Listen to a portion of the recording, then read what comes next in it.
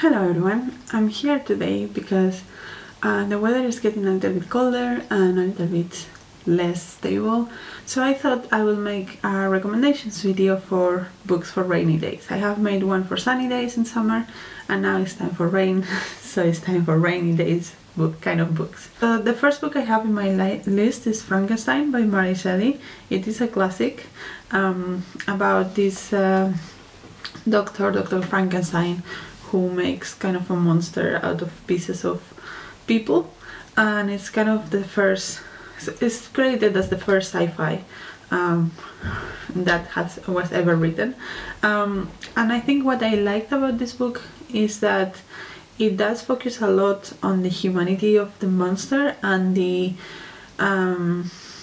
exploration of that, of the feelings and the humanity of the monster, and how he is rejected for the way he looks and the way he talks, because people do not recognize him as a person, but he has feelings like a person. So there is quite a few moments in which we explore that kind of a dynamic, and I really enjoy that. I think it's quite special, and it's quite, if you have never read Frankenstein, you might think it's just like more action based, but it's actually quite reflective in some parts. The next book that I read, I'm not sure if everybody will associate with rainy days, but I kind of did because of the topic, and it's A Flat Place by Noreen Masud. I read this recently, and it's a non-fiction about it's a memoir by the author, and basically the premise is that she likes flat places because that's where she grew up and she finds them comforting. So she talks about several flat places where she has lived, both in Pakistan and the UK. And I think that the reason why I am recommending this, and the reason why I think it's rainy day appropriate, is partly because I live in probably the flattest country on earth, and it's very rainy.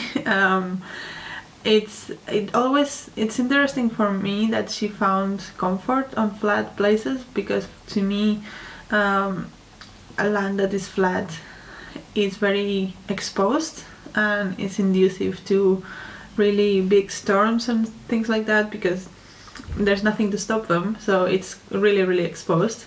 But also for her, she explains why that is so important for her, because she has complex PTSD, and she goes a lot of depth into her issues with PTSD, the way that she grew up and how hard it was and how horrific it was in some places, even if it's nothing like major happening. It's more of like the everyday abuse and the everyday trauma that builds up into this big thing.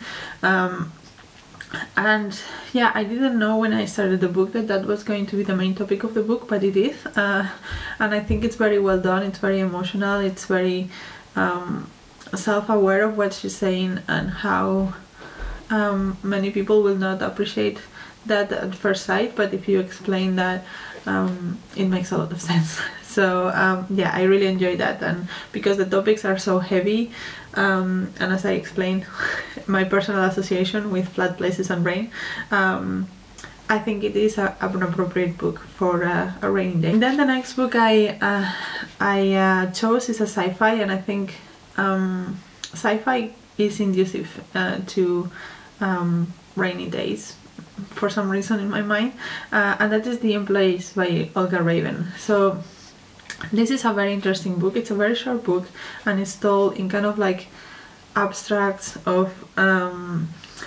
conversations.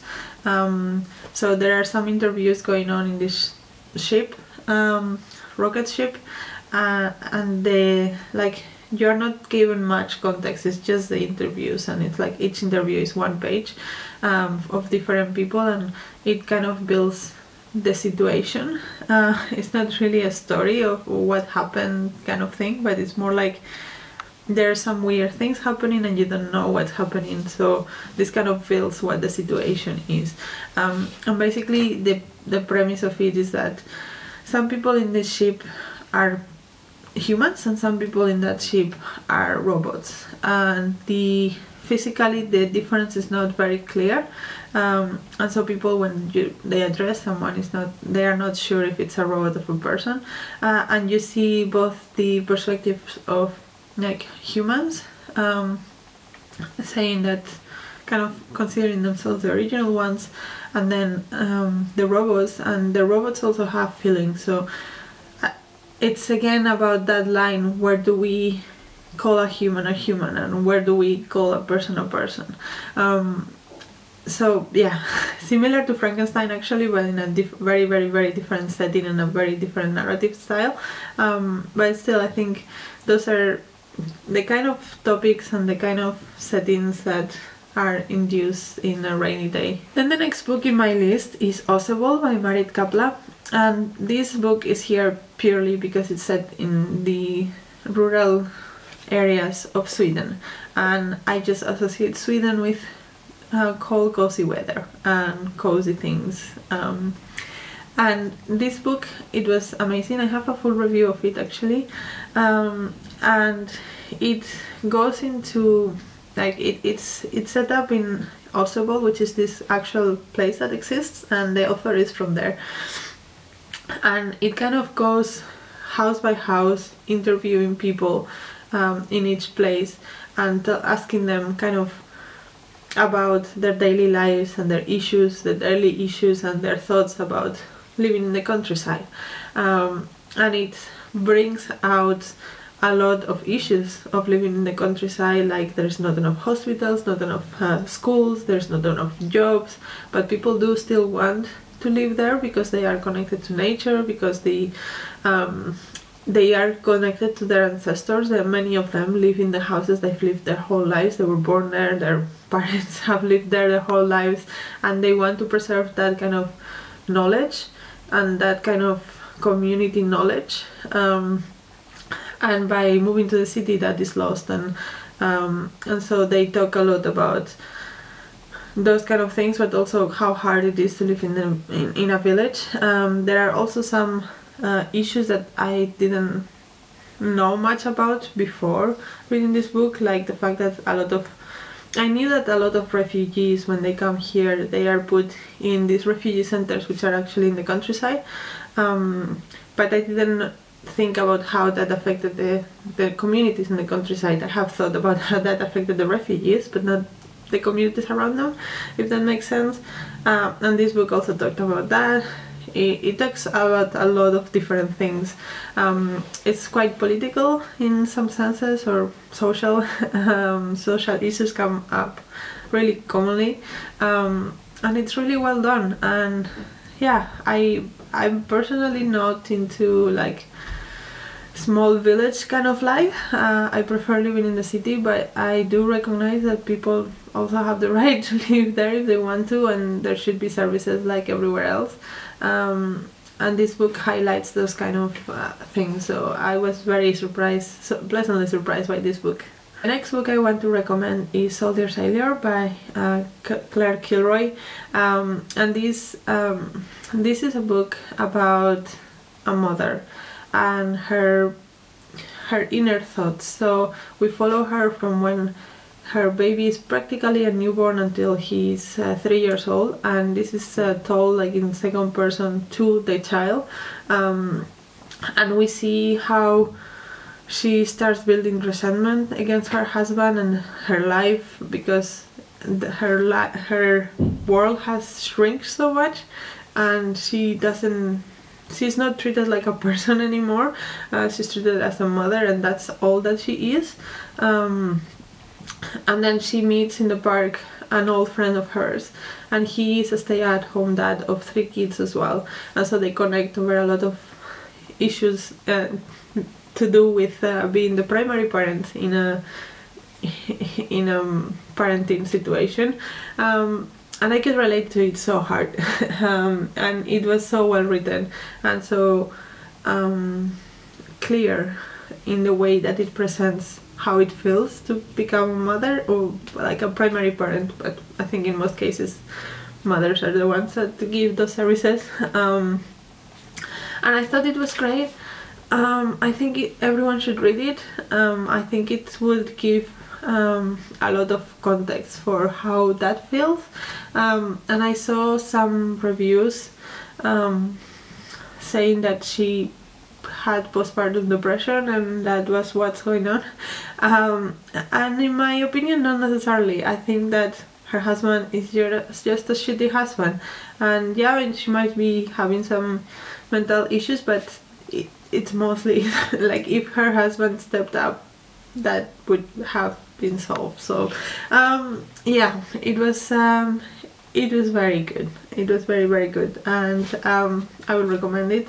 And it does feel very like claustrophobic at points, so I think that fits well with like the rainy day kind of situation. The next book or series I'm going to recommend is the Morrigan Crow series, because sometimes we just want a cozy read when it's raining outside, and this is exactly that. I think the first book mostly focuses on Christmas, so it's particularly of the season, but basically we follow Morrigan Crow, which is this girl that was supposed to die on her 11th birthday because she was cursed, but then someone comes and picks her up and brings her to this whole other magical world that she had no idea about, and teaches her about the world and the reasons why she's there and her abilities, and then she goes to school eventually.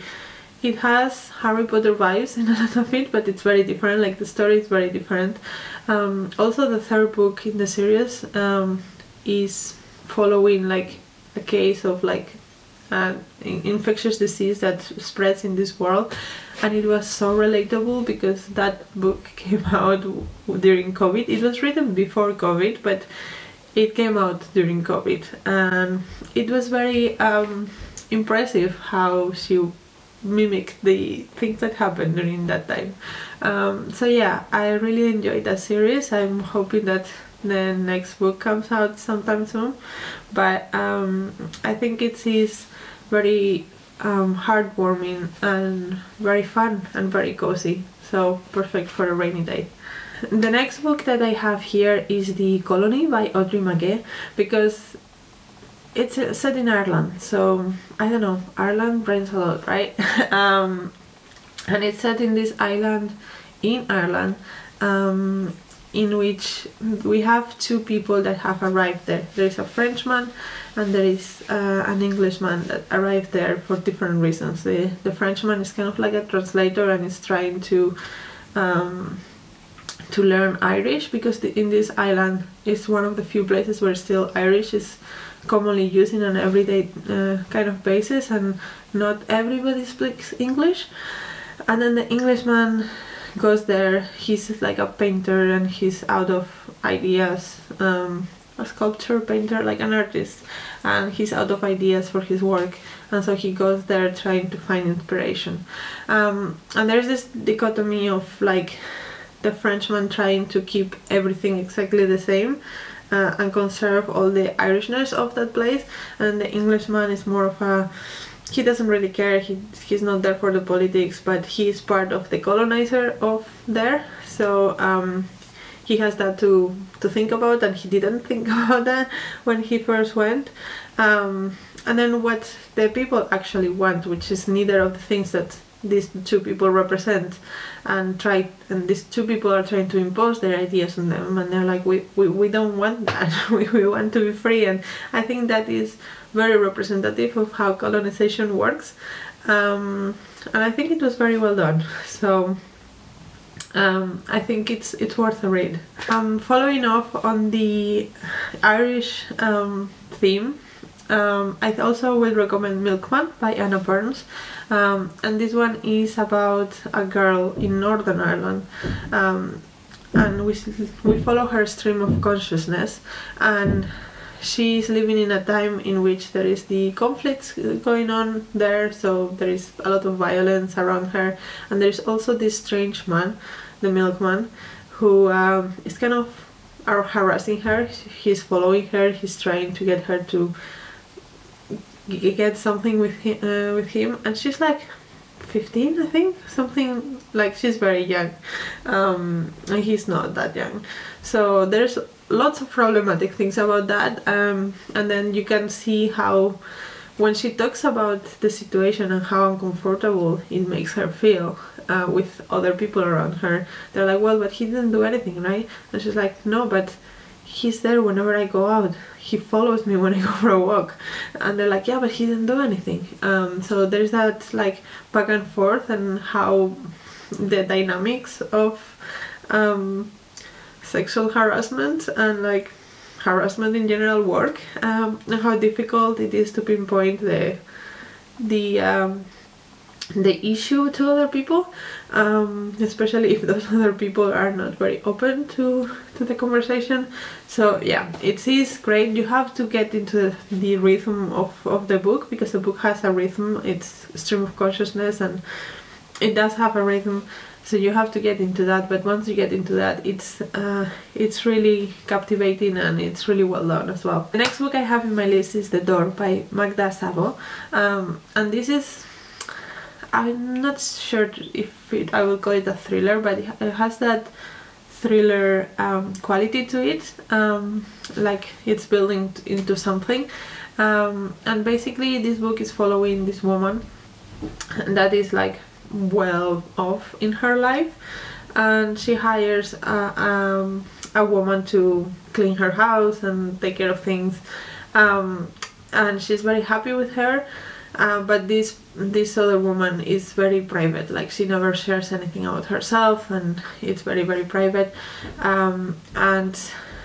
at some point she stops going, and so the first woman, the rich woman, goes in search of her and what happened to her, and there is like, so she goes to her house, and the door refers to the door of the apartment of this woman. Nobody can go in, nobody is allowed to go in. This woman is very private also in that part of in that aspect of her life. She doesn't want anybody to go into her house, but when she disappears for several days, the rich woman does eventually go into the house and finds out things about her that are not what she expected. So the book does build that tension of what is this woman hiding, why is she so private, what is happening there, but it doesn't feel like it feels like it's like a thriller that it's getting your attention and it's sucking you up, but there's no like death or anything like that, if you know what I mean, but it's still like that atmosphere of like depressing kind of depressing environment in which we find ourselves, and it just feels very autumnal to me for that reason. And then the last book in my list for recommendations to you is Jonathan Strange and Mr. Norrell by Samantha Clark. This is a big chunky fantasy novel set in England, so again, rainy place, and it is about these two magicians. One of them is young and it's learning, and the other one is old and he has a lot to give, and there is kind of like disagreements in the magic system, so it focuses a lot on the academic side of the magic, if you will, and the young guy has to go into an adventure to try to figure some things out. I read this a really long time ago, so I don't remember all the details, but that's kind of the atmosphere, and it's the most English things I have ever read. The characters read so polite in that English way of like polite by dry humor, but it's just great. I don't know how to describe it, but it's just the most English thing I ever read, and I loved it for it. So yeah, if you are in a mood of fantasy, I think maybe this one is a good one to pick up. But yeah, those are all of my recommendations for a rainy day. Let me know your recommendations down below. Also, if you have read any of these books, if you've liked any of these books, and until next video,